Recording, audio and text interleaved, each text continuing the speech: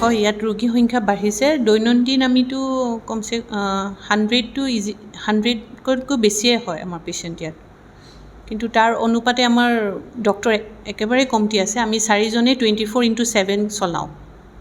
তাতে 4জন যদিও ইনচাৰ্জেও আমাৰ ইয়াত নাইট ডিউটি কৰিব লগা হৈছে। সেইকাৰণে আমাৰ দিনৰ যিখিনি কাম থাকে তেখেতৰ সেইখিনি পিছ পৰি গৈছে। ইয়াত এতিয়া আল্ট্ৰাচাউণ্ডৰ মেচিনো আছে। এতিয়া মই পেচেণ্টক ৰেফাৰ কৰিছোঁ মেডিকেল কলেজলৈ আল্ট্ৰাচাউণ্ড কৰিবলৈ, কিন্তু আমাৰ ইয়াত মেচিনো আছে কিন্তু ডক্টৰ নাই।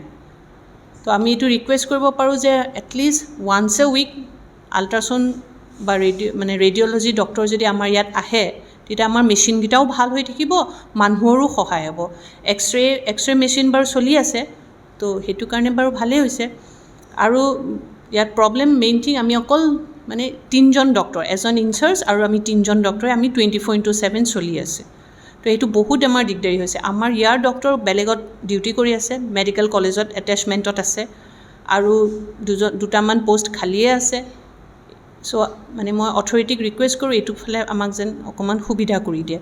নেক্সট চিষ্টাৰো আমাৰ ইয়াৰ পৰা নি কিনে বেলেগত ডিউটি কৰাইছে, য'ত 24/7 নায়েই। আমাৰ ইয়াত কমটি চিষ্টাৰ আছে, 7জনী ঠাইত চাগৈ 5জনী আছে নেকি, তেনেকুৱা ধৰণৰ।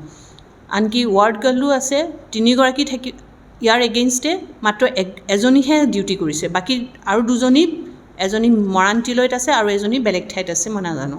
তো ইয়াত যিটো নাইট চকীদাৰ আছে তেওঁকো বেলেগ ঠাইত থৈ দিছে, খুব সম্ভৱ পানীতোলা তেনেকুৱা ক'ৰবাত আছে। ইয়াত এতিয়া আমাৰ নাইট চকীদাৰ নাই। আমি অকল এটা 4th গ্ৰেড লৈ আমি ৰাতি ইয়াত থাকোঁ, চিষ্টাৰ আৰু ডক্টৰে। চ' ইয়াত সেই ছিকিউৰিটিৰ ফালৰ পৰাও নাই। নাইট চকীদাৰটো বেলেগত ডিউটি কৰাইছে, আমাৰ ইয়াত কমপ্লিট নাইট চকীদাৰ নাই।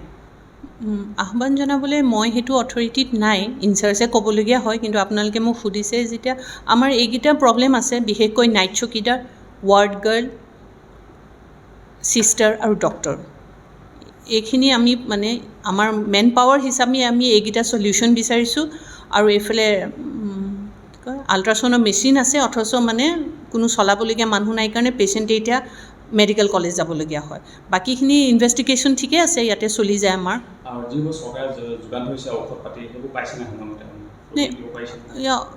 মেডিচিনটো ডিষ্ট্ৰিক্টত যিখিনি আছে আমাৰ জকাইটো সেইখিনি আহি যায়। ইনফেক্ট আমাৰ ইয়াত বেছিকৈ আহে, ৰেবিপ'ৰ বা কুকুৰে কামোৰা যিটো বেজী থাকে ইয়াত সদায় এভেইলেবলেই থাকে।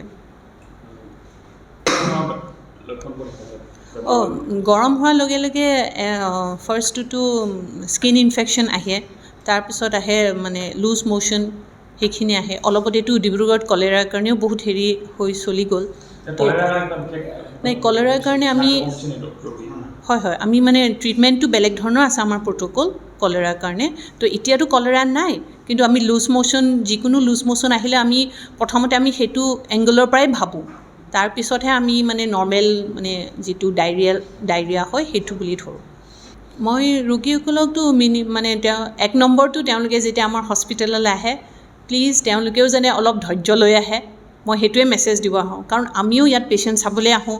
100টা যেতিয়া পেচেণ্ট আমি 5 ঘণ্টাত যেতিয়া আমি চাবলগীয়া হয় 100টা পেচেণ্ট, চ' আমাৰো ধৈৰ্য নাইকিয়া হৈ যায়। চ' প্লিজ সেইখিনি যাতে পেচেণ্টে বুজে।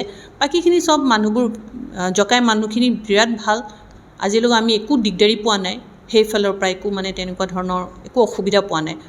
অকণমান ধৈৰ্যটো লগত লৈ আহিলে ভাল আৰু।